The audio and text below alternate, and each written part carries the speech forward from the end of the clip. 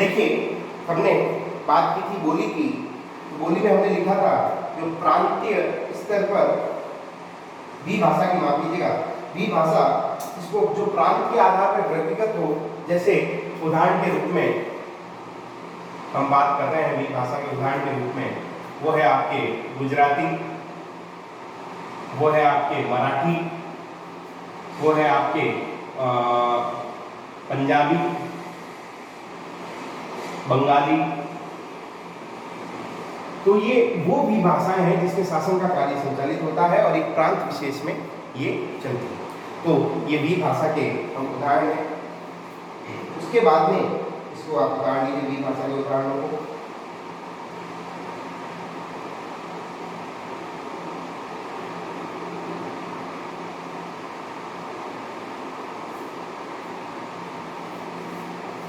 चलिए, उसके बाद में हम बात करते हैं जो तीसरा रूप है भाषा का, वो है बोली। तीसरा जो रूप है वो है बोली। अब बोली वो है ऐसी भाषा जो प्रांत स्तर पर प्रयुक्त न होकर, बोली की हम बात कर रहे हैं जो प्रांत स्तर पर प्रयुक्त न होकर, बोली की हम बात कर रहे हैं जो प्रांत स्तर पर प्रयुक्त न होकर मंडल स्तर पर प्रयुक्त होती है। अब देखो, प्रांत का मतलब तो आप समझ गए कि भाई ये राज्य है।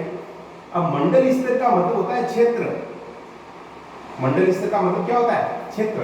तो ऐसी भाषा जो प्रांत स्तर पर प्रयुक्त न होकर मंडल स्तर पर प्रयुक्त होती है, वो होती है आपके बोली। और जिसमें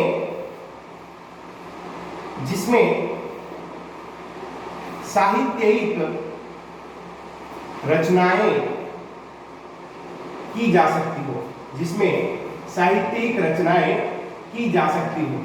अगर मैं बात करूं साहित्यिक रचनाएं, जैसे हम तुलसीदास जी को हमने बहुत बार पढ़ा है, तो तुलसीदास जी ने अपनी, अब देखिए ये बोली कैसे है, जैसे तुलसीदास जी ने अपनी रचनाओं में अवधी, ब्रज, सूरदास ने ब्रज, राजस्थानी, मीरा ने राजस्थानी, तो ये सारी भाषाएं जिसमें साहित्यिक रचना हो सकती है। और जो प्रांत स्तर पर न होकर मंडल स्तर पर प्रयुक्त होती है, एक प्रांत राज्य स्तर पर न होकर एक जिले स्तर पर या क्षेत्र स्तर पर प्रयुक्त होती है, वो आपके बोली कहलाएगी। तो ये है बोली, ये इसको उदाहरण अवधी, ब्रज, राजस्थानी, ये सब क्या है? ये बोली के उदाहरण है। नोट कर लीजिए इसको।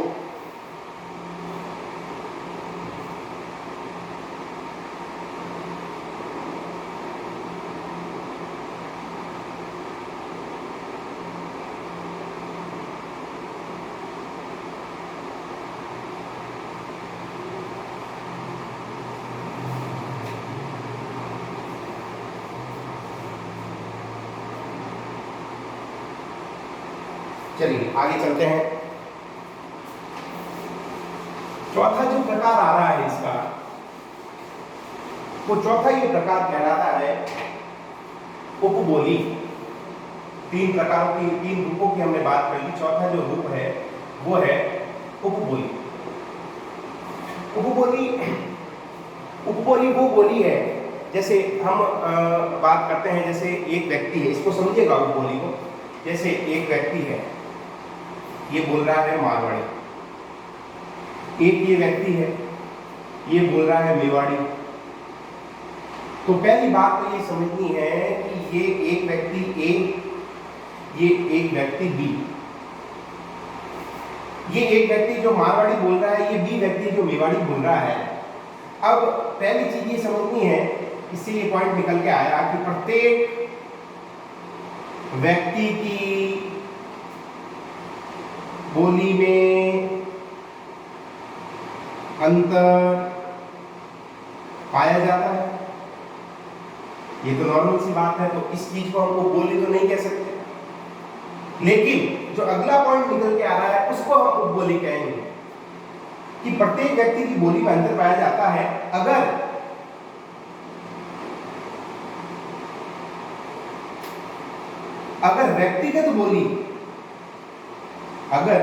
व्यक्तिगत बोली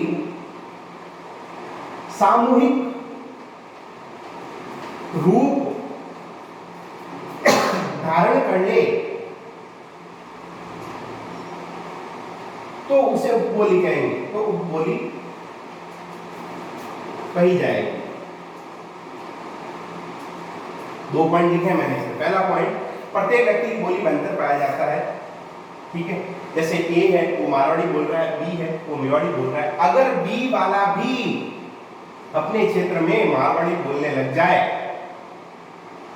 तो अगर ए जो व्यक्ति है मारवाड़ी बोल रहा है और बी व्यक्ति भी धीरे धीरे वो जो है आपके मारवाड़ी बोलने लग जाए, तो ये ए की क्या थी? व्यक्तिगत बोली थी। ये ए की क्या थी भाई? व्यक्तिगत बोली थी, ठीक है जी। अब ये जो व्यक्तिगत बोली है मारवाड़ी, अगर ये सामूहिकता का रूप ग्रहण कर ले, अगर सामूहिकता का मतलब ये फैल जाए और लगभग सभी लोग जहां मेवाड़ी चलती है वो मारवाड़ी बोलने लग जाए, तो वो कहलाएगी आपके उपबोली। प्रत्येक व्यक्ति की बोली में अंतर पाया जाता है अगर व्यक्तिगत बोली, ये जो व्यक्तिगत बोली है सामूहिकता का रूप ग्रहण कर लेती है, सामूहिक रूप धारण कर ले, तो उसको उपबोली कह सकते हैं। नोट डाउन कर लीजिए। आपको चित्र नहीं बनाना है, आपको केवल समझाने के लिए बताया है। आपको 1 और 2 भी नहीं लिखना है, आपको उपबोली में लिखना है प्रत्येक व्यक्ति की बोली में अंतर पाया जाता है अगर व्यक्तिगत बोली सामूहिक रूप धारण कर ले तो वो उपबोली कही जाएगी।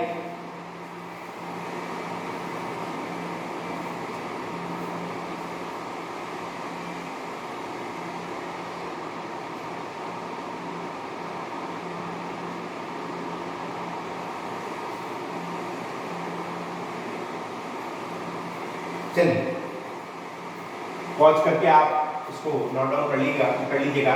अब हम बात कर रहे हैं, ये हम रूप हमने खत्म कर लिए हैं। जो भाषा के जो रूप हैं उनको हमने जो है खत्म हो गए हैं हमारे। अब हम बात कर रहे हैं भाषा की इकाइयाँ। सबसे पहले हमने भाषा के प्रकारों की बात की, उसके बाद में हमने भाषा के रूपों की बात की, और आज हम अब बात करेंगे भाषा की इकाइयों की। भाषा के इकाइयों की हम बात करेंगे। अब देखिए भाषा की इकाइयां बोर्ड में, जैसे मैंने कल चर्चा की थी और आज शुरुआत में मैंने बताया था कि ये ऐसा टॉपिक है जिससे सीधे सीधे प्रश्न बनते हैं। अब मैं जैसे ये टॉपिक पूरा होगा, भाषा, व्याकरण और लिपि का ज्ञान, उसके बाद में कुछ मैं क्वेश्चन लिखवाऊंगा आपको। वो क्वेश्चन आपको देखना है, सिर्फ आपको समझाने के लिए लिखाऊंगा, काम नहीं करना उसमें। काम तो ये मैं करवा ही रहा हूँ आपको।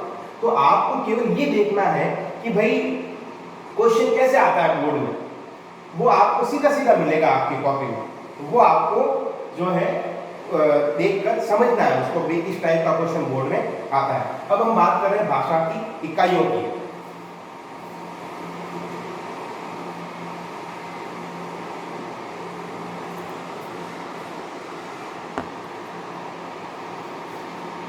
भाषा की इकाइयों की हम जब बात कर रहे हैं तो भाषा की जो इकाइयां होती है वो होती है 5। भाषा की इकाई मूल रूप से 5 प्रकार। भाषा की इकाइयों के 5 प्रकार। जैसा पहला ध्वनि, यानी भाषा किनके योग से बनी हुई है, भाषा की किस किसके योग से बनी हुई है, तो वो भाषा की इकाइयां कहलाती है। सबसे पहला आ रहा है ध्वनि।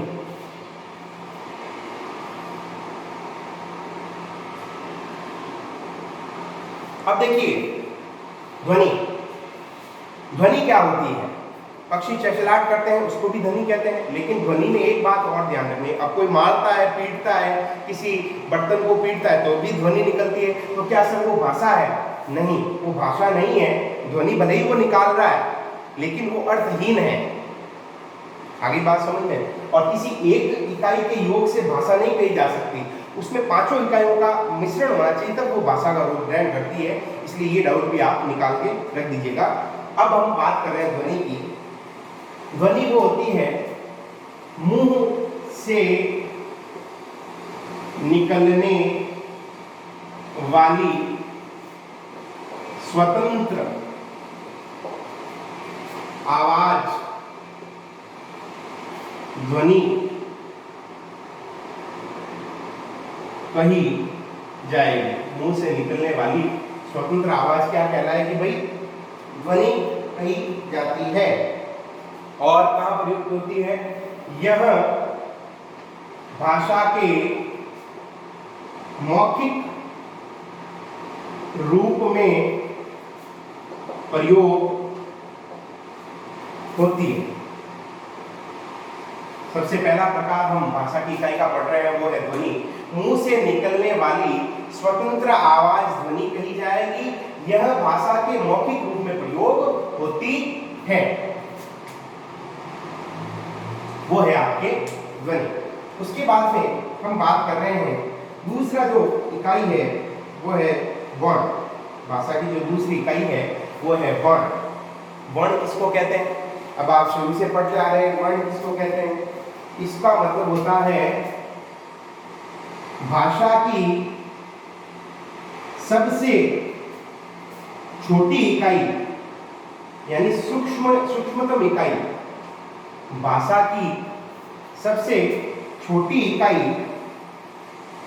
वर्ण कहलाती है। भाषा की सबसे छोटी इकाई वर्ण कहलाती है।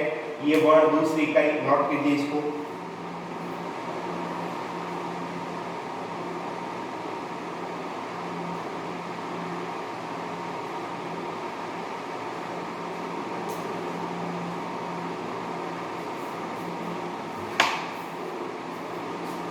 उसके बाद में हम बात कर रहे हैं तीसरी जो इकाई है भाषा की। हमने पढ़ लिया आपके ध्वनि और वर्ण। अब हम बात कर रहे हैं भाषा की तीसरी इकाई, वो है शब्द। ये भी शुरू से पढ़ते आ रहे हैं लेकिन ध्यान नहीं देते हैं छोटी छोटी बातों का, तो वापस बोर्ड को रिपीट करना पड़ता है हर बात को। शब्द कहते हैं वर्णों के सार्थक मेल को शब्द कहते हैं। अब ये भी आपको अगर समझाऊं तो समझ लीजिए इसको। जैसे क एक वर्ण है, म एक वर्ण है, ल एक वर्ण है, ठीक है। अब इन तीनों का मेल करो तो क्या बनेगा? कमल। अब ये सार्थक होना चाहिए यानी इसका कोई अर्थ होना चाहिए, तो वो क्या कहलाएगा? शब्द। उसके बाद में जो चौथी इकाई है वो है पद। चौथी जो इकाई है वो है पद। पद क्या है? वाक्य के व्यवहारिक रूप को पद कहते हैं। व्यवहारिक रूप पद कहलाता है। और वैसे पद और वाक्य एक ही चीज है लगभग तो देखा जाए तो। व्यवहारिक रूप यानी मौखिक रूप से वो पद कहा जाएगा। उसके बाद में पांचवी और जो अंतिम इकाई है वो है वाक्य। वाक्य किसको कहते हैं? सभी जानते हो, कक्षा 10 से पढ़ते आए हैं। वाक्य है शब्दों के सार्थक मेल को वाक्य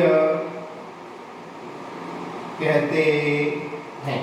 शब्दों के सार्थक मेल को वाक्य कहते हैं। यहाँ आपके ये भाषा का जो टॉपिक है या जो थोड़ा बहुत ज्ञान है वो यहाँ पर आपके खत्म होता है। अब अगले वीडियो में, अगले पार्ट के अंदर आपका जो चालू होगा वो होगा व्याकरण, व्याकरण का ज्ञान। आशा करता हूँ आपको समझ में आया होगा। उतार लीजिए, 5 सेकंड का वक्त दे रहा हूँ, फिर पॉज करके आप इसको उतार सकते हैं।